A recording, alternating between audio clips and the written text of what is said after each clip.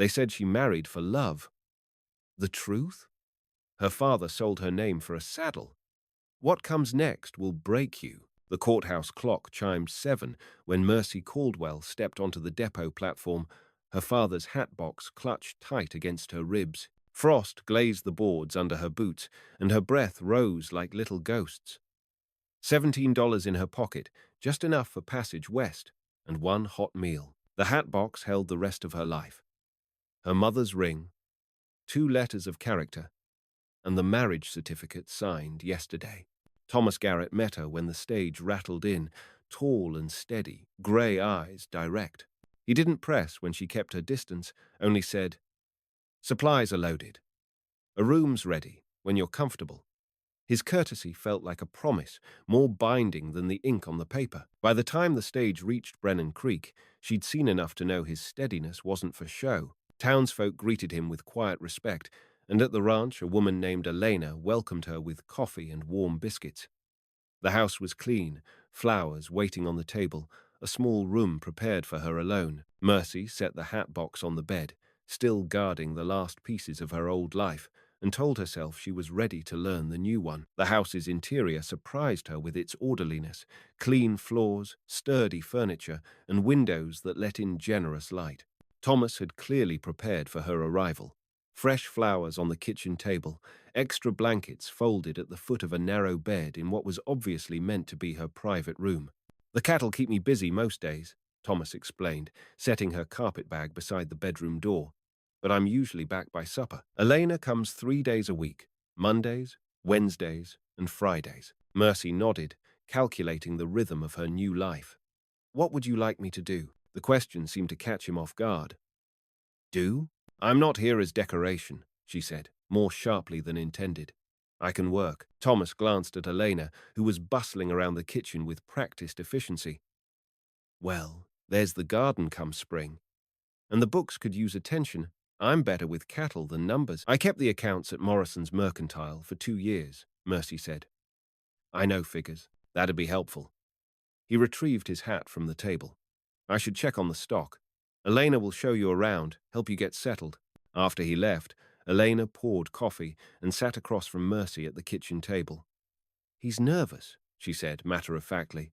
"About what?" "Having a wife.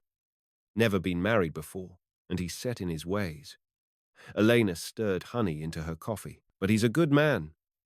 Pays fair wages, doesn't drink to excess, treats his animals well. You could do worse." Mercy opened the hat box and withdrew the marriage certificate, spreading it flat on the table. The ink was still dark, the signatures still sharp. "It's all legal?" "Course it is." Pastor Mills performed the ceremony proper, filed the papers at the courthouse. Elena studied Mercy's face. "You having doubts?" "I'm having thoughts," Mercy admitted. "Yesterday I was Mercy Caldwell, owing money I couldn't pay, with nowhere to go. Today I'm Mrs. Thomas Garrett, sitting in a house with good windows and coffee that doesn't taste like mud. It's a considerable change." "Change can be good," Elena said, especially when the alternative was worse. Through the window, Mercy could see Thomas checking fence posts in a nearby pasture. He moved with the steady gait of a man who knew his business, stopping to examine each post, testing the wire tension. "What does he expect of me?"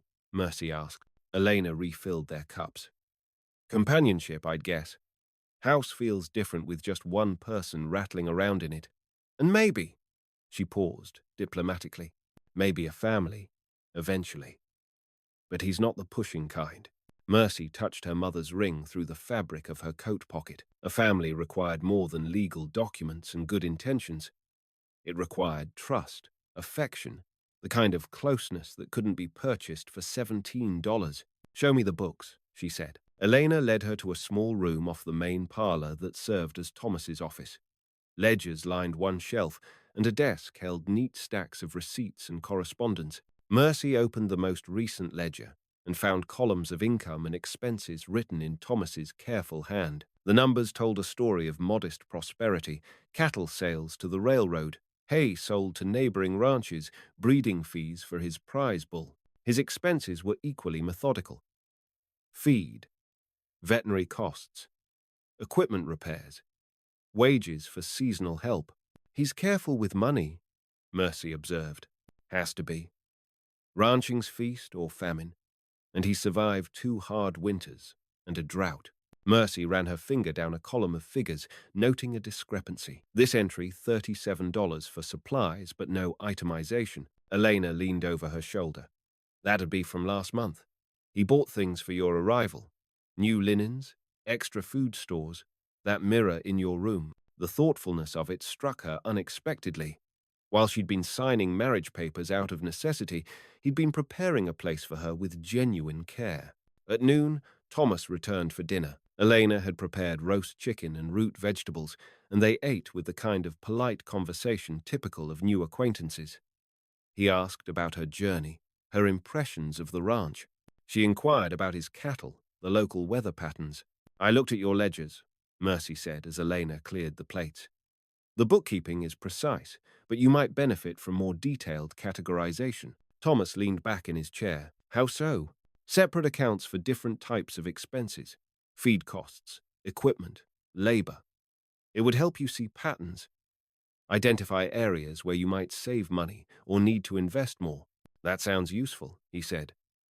Would you be willing to take that on? Yes. The prospect of meaningful work, of contributing something valuable, eased another knot of uncertainty in her chest.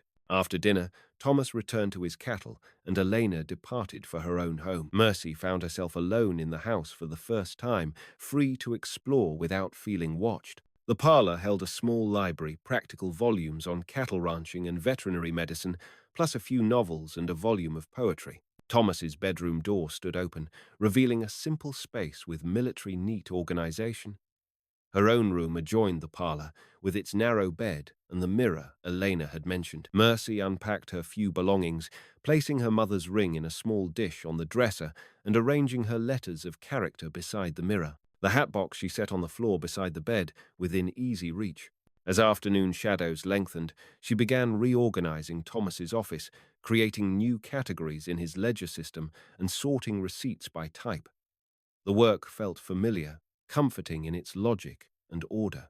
Thomas found her there when he returned at sunset, bent over the desk with ink-stained fingers and receipt stubs organized in precise piles. Making progress? He asked from the doorway. I've identified several areas where you can track costs more efficiently, Mercy said, looking up.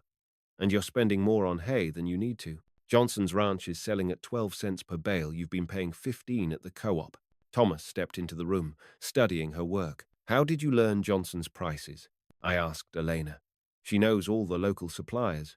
A slow smile crossed his face. That's smart thinking. It's practical thinking, Mercy corrected. Every nickel we trap is a calf we don't have to sell early. Same thing, in the end. He lingered in the doorway, hat in his hands. Elena left supper, warming on the stove. You? Hungry? They ate together as the last light faded outside the kitchen windows. The conversation came easier this time. Discussion of ranch business, local suppliers, the upcoming cattle drive to the railroad depot. Mercy found herself contributing ideas, suggestions for improving efficiency and reducing costs. You have a head for this, Thomas observed, serving her more stew. I like problems that have solutions, she replied. After supper, they sat in the parlor while Thomas reviewed the day's work notes. Mercy mended a torn seam in her traveling dress, the kind of domestic task that felt normal despite the strangeness of their circumstances. Tomorrow I'll ride out to check the north pasture, Thomas said. Could be gone most of the day. You'll be all right here? I have plenty to do with the books, Mercy said. And I'd like to explore the property, get familiar with the layout. Stay close to the house for now, he cautioned. Country's mostly safe, but there's always the chance of trouble. The protective concern in his voice reminded her that she was no longer entirely responsible for her own safety. It was another adjustment, having someone who cared whether she came to harm. At 9 o'clock, Thomas banked the fire and wished her good night. Mercy retired to her room, changing into her nightgown and brushing her hair in front of the new mirror. The woman looking back at her seemed like a stranger, married, settled, no longer calculating which possessions she could sell to pay debts. She opened the hatbox and withdrew her mother's ring, slipping it onto her finger for the first time since her father's funeral. The gold felt warm against her skin, a connection to better times and the hope that they might come again. Through her bedroom window, she could see light still burning in the barn. Thomas, probably checking on the animals one last time before bed. The sight of that distant light, the knowledge that someone else was keeping watch, made the darkness feel less empty. Mercy blew out her lamp and settled into bed, listening to the night sounds of her new home. Cattle lowing in distant pastures, wind moving through the eaves, the settling of old wood. For the first time in months, she fell asleep without wondering what crisis tomorrow might bring. 3 weeks into their marriage, Mercy discovered Thomas in the kitchen before dawn, standing over a pot of coffee with his shoulders rigid as fence wire. "What's wrong?" she asked, tying her robe. He turned, and she saw strain etched around his eyes. "Johnson sent word. His cattle are showing signs of blackleg. If it spreads," Mercy knew enough ranch business by now to understand the implications. Blackleg could devastate a herd, and Johnson's spread bordered Thomas's north pasture. A disease outbreak could mean financial ruin. "What do we do?" she asked. The question surprised him. She'd said "we" without thinking, claiming partnership in his troubles. But as Thomas began explaining the need to isolate their herd, vaccinate what cattle they could afford to treat, and prepare for potential losses, Mercy found herself thinking not as a temporary resident, but as someone whose future depended on the ranch's survival. "I'll need to ride out at first light," Thomas said, pouring coffee with hands that trembled slightly.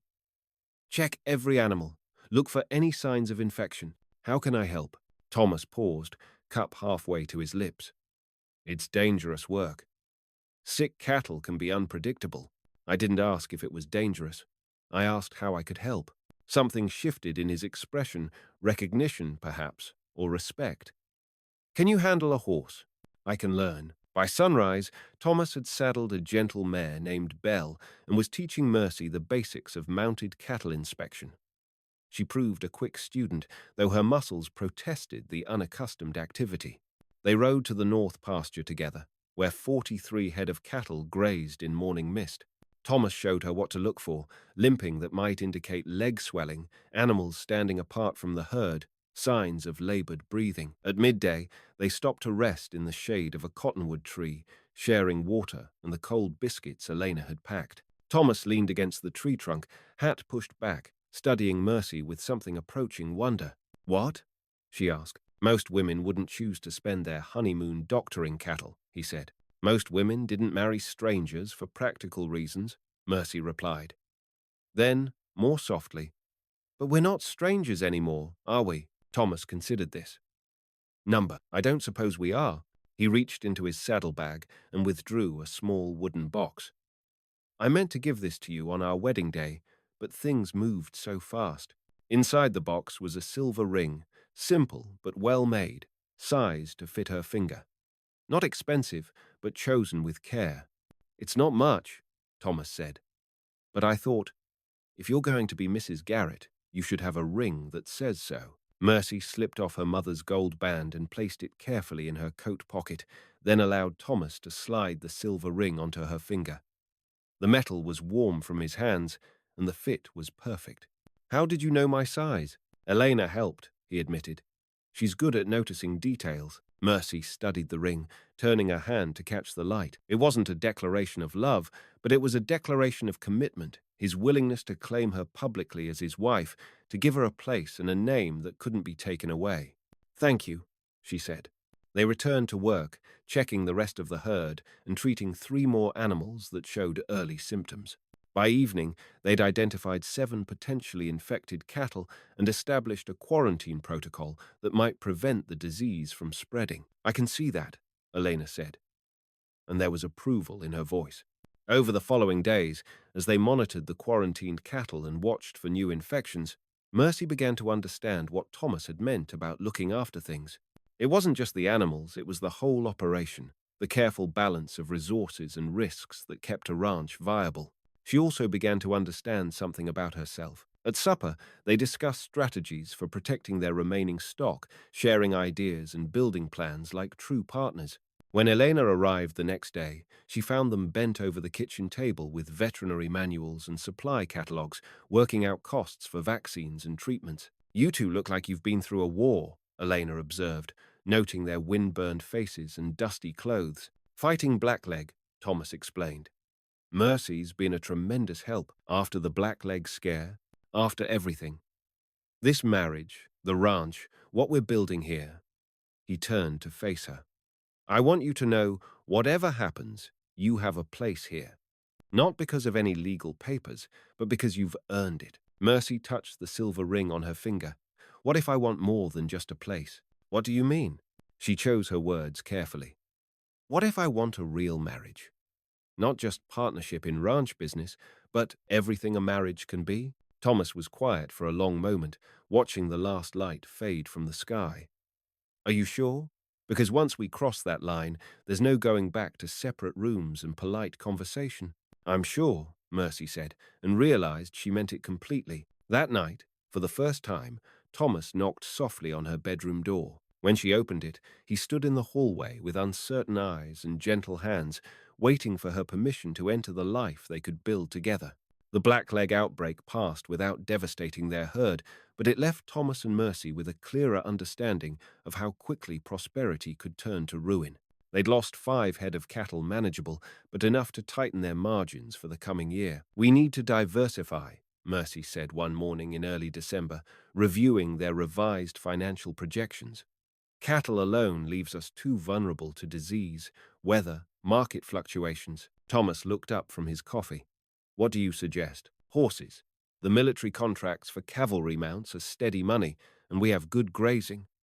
Plus, I've been thinking about that section of bottomland near the creek, its rich soil going to waste. You want to farm? Hay and grain. We're already buying what we could grow ourselves, and there's market demand from smaller ranches that don't have suitable acreage." Thomas studied the ledger pages she'd filled with calculations and projections. This would mean significant investment. Seed money, equipment, breeding stock for horses. The bank in Brennan Creek might extend credit based on our cattle assets, Mercy said. "I'd like to talk to them. 2 breeding mares, proven stock from the Robertson place that's going up for auction. The military contracts provide steady demand, and we've researched bloodlines that produce the kind of horses they want." Watkins turned to Thomas. "This is your wife's idea?" "It's our idea," Thomas said firmly. "I trust her judgment." The banker made notes on their application.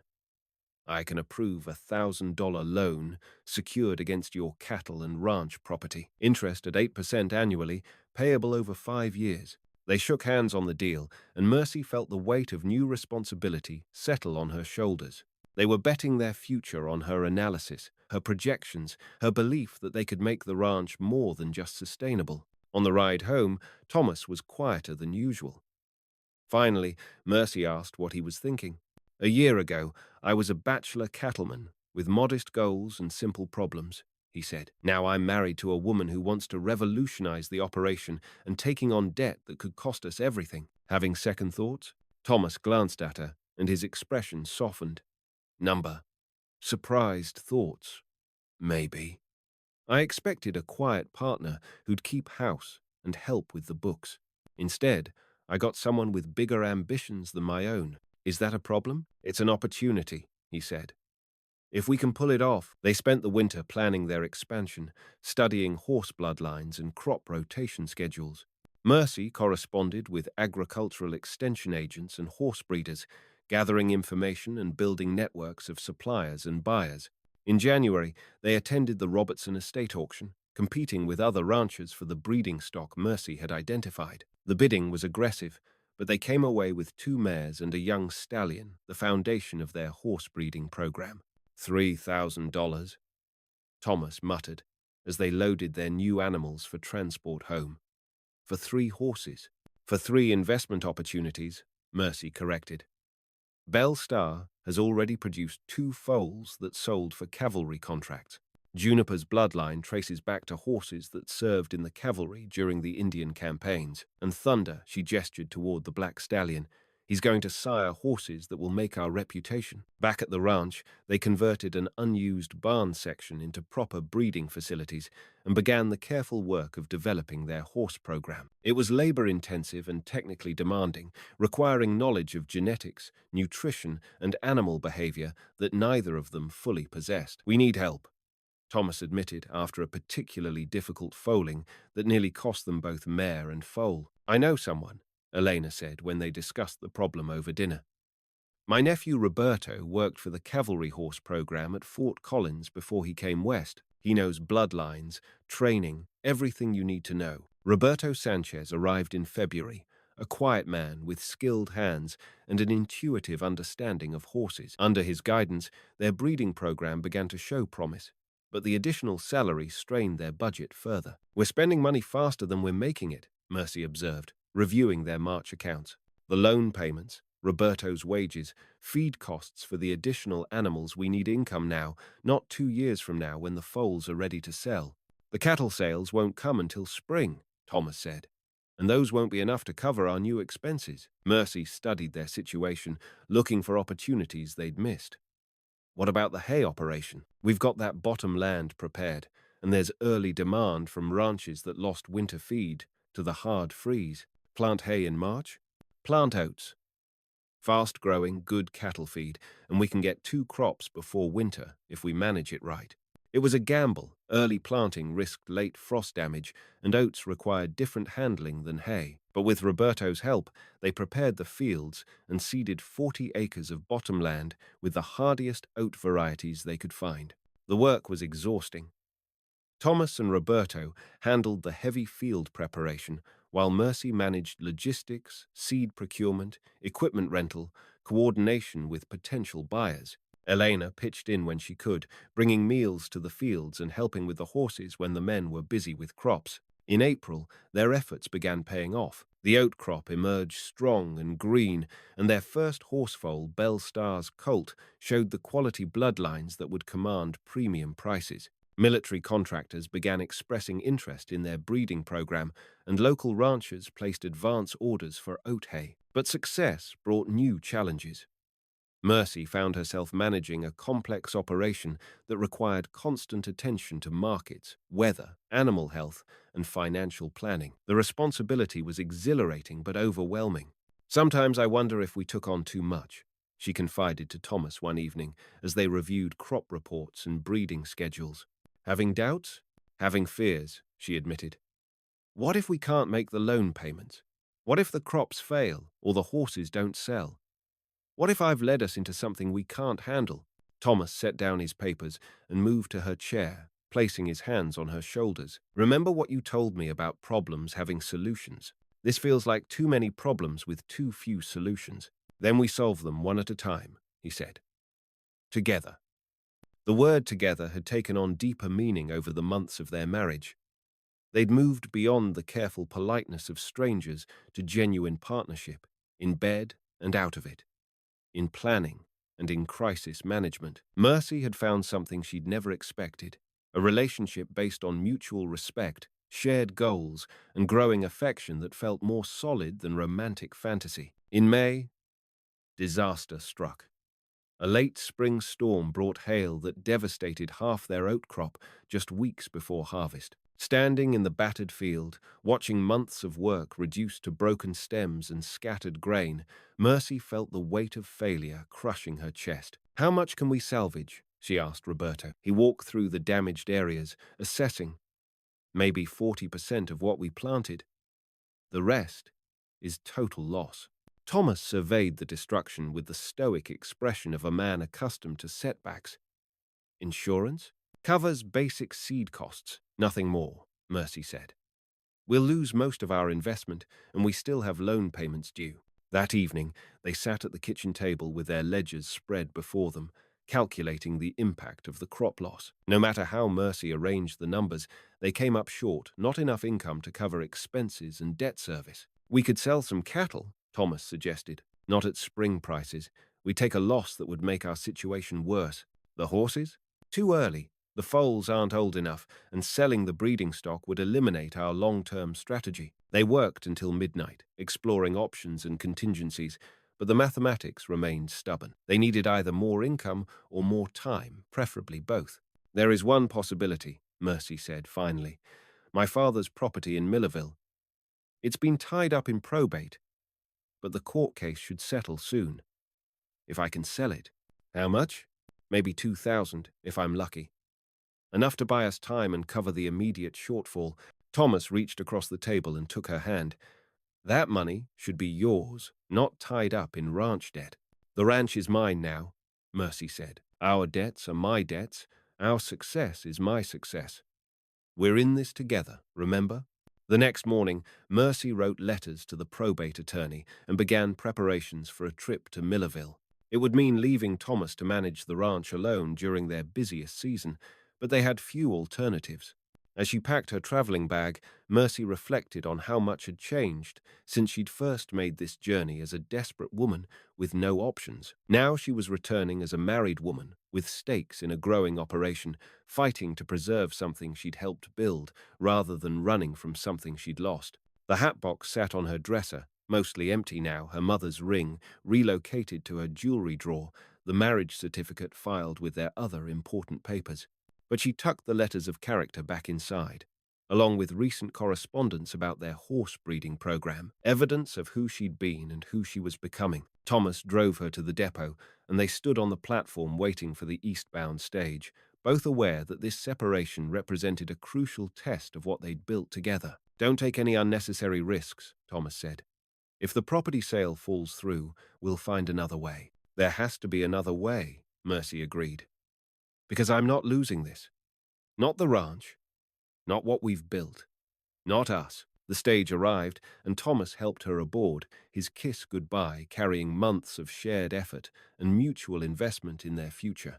As Millerville came into view through the stage window, Mercy prepared herself for the hardest negotiation of her life, not just for the money they needed, but for the time and space to make their ambitious dreams sustainable. The courthouse in Millerville looked smaller than Mercy remembered, its brick facade weathered by another hard winter. She climbed the steps with the hatbox under her arm, carrying documents that would either save their ranch or force them into bankruptcy. Inside, probate Judge Morrison reviewed her father's case with the weary efficiency of a man who'd overseen too many family tragedies. Property's been appraised at $1,800, he announced. But there are outstanding liens, medical bills, merchant debts, back taxes. After settlements, you're looking at maybe $1,200 in net proceeds. $1,200. Not enough to cover their shortfall and keep the ranch viable through the summer. Mercy felt her carefully constructed plans crumbling. However, Judge Morrison continued. There's been an inquiry about the property. Railroads looking to extend their spur line through that section. They've made an informal offer of $2,500, contingent on clear title. Mercy's pulse quickened. $2,500 would cover their immediate debts and provide operating capital through harvest season. What do I need to do? Sign the settlement papers, clear the liens, then negotiate directly with the railroad representative. He's staying at the hotel through Friday. The church bell across the square chimed 11 as Mercy emerged from the courthouse. She had until Friday, 3 days to complete the sale and return to the ranch before their loan payment came due. Time enough, if everything went smoothly. At the hotel, she found the railroad representative, a sharp-eyed man named Hutchins, who evaluated her with the calculating gaze of someone accustomed to driving hard bargains. Mrs. Garrett, he said, consulting his notes. I understand you're the daughter of deceased William Caldwell, sole heir to the property in question. That's correct. Mercy set the hatbox on the table between them, a gesture of businesslike determination. Our surveyors indicate the property would serve our purposes, but frankly, we have other options. I'm authorized to offer $2,200. Final offer. $2,200 was less than she'd hoped, but still enough to stabilize their finances. Mercy calculated quickly after clearing liens and legal fees. She'd net perhaps $1,800. Adequate, but barely. $2,500, she counted. The property includes water rights and the best access route through the valley. Your alternatives will cost more in engineering and construction. Hutchins smiled thinly. You're well informed for a rancher's wife. I'm well informed because I'm a rancher's wife, Mercy replied. I understand land values and development costs. $2,500 is fair compensation for what you're acquiring. They negotiated for an hour, trading incremental concessions until they settled on $2,400, enough to clear the debts, cover the ranch's immediate needs, and provide a small cushion for unexpected expenses. "I'll have the papers drawn up," Hutchins said. "We can close tomorrow afternoon." That evening, Mercy wrote to Thomas, explaining the sale terms and expected timeline. The letter would reach him the same day she returned, but she wanted him to know their gamble had succeeded. She also walked through Millerville streets one final time, visiting the places that had shaped her early life. The mercantile where she'd worked, the boarding house where she'd spent her last unmarried night, the depot where she'd waited for a stage that would carry her to an uncertain future.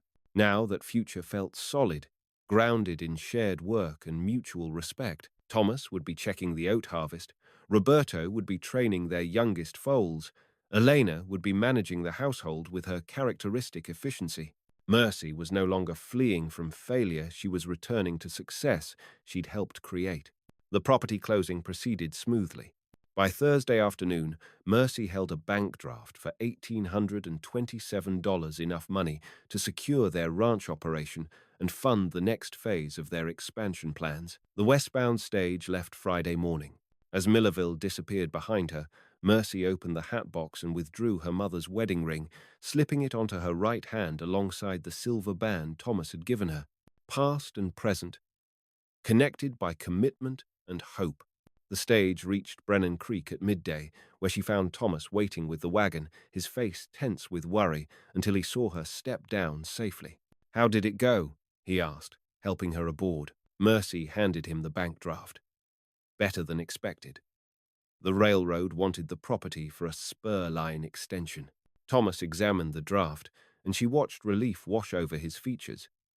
"This will cover everything: the loan payment, operating expenses, even some reserve for emergencies." "It will do more than that," Mercy said.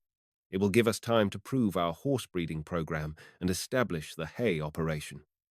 We're not just surviving anymore, Thomas. We're building something permanent." On the ride home, she told him about the negotiations, the settlement process, her final walk through Millerville. Thomas listened with the careful attention she'd learned to value, asking questions that showed he understood both the practical and emotional significance of what she'd accomplished. "You could have kept that money," he said as they approached the ranch.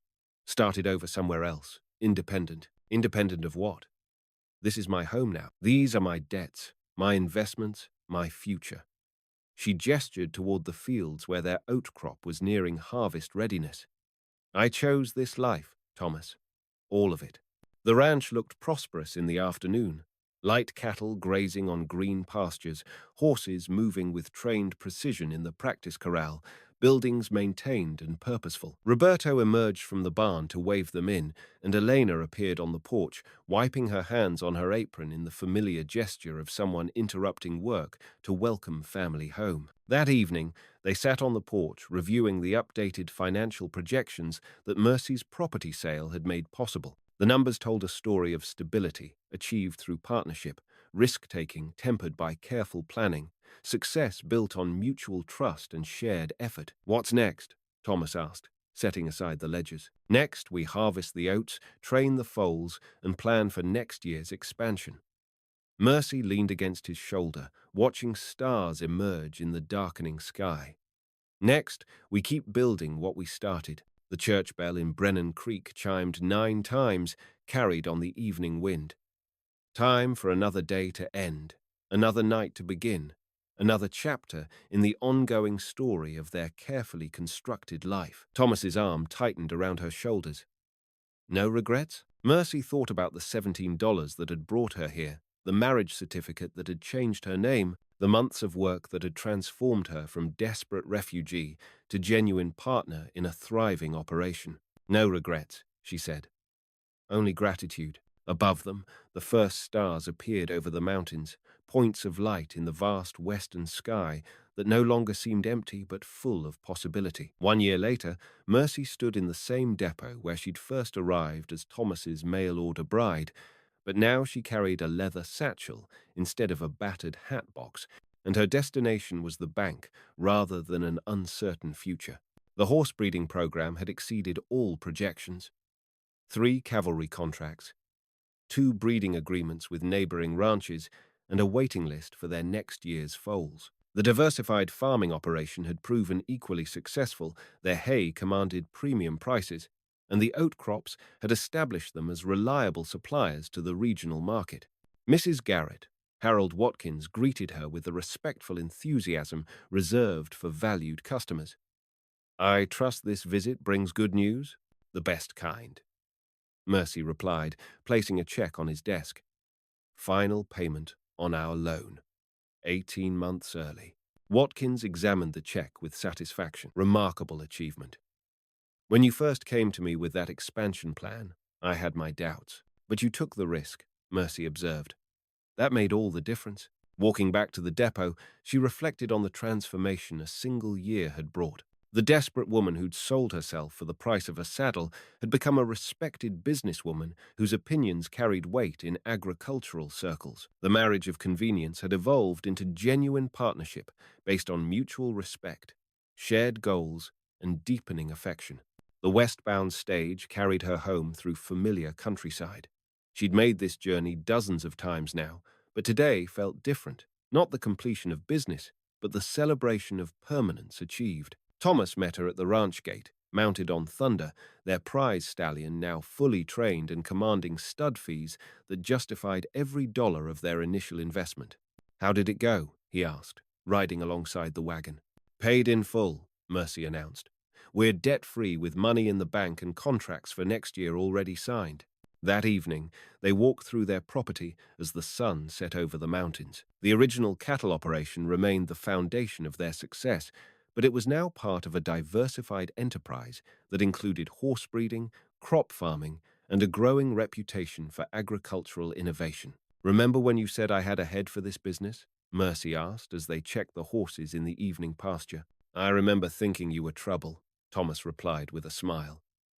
"The kind of woman who'd change a man's quiet life beyond recognition. Was I wrong to do that?" Thomas considered the question seriously. "You gave me something I didn't know.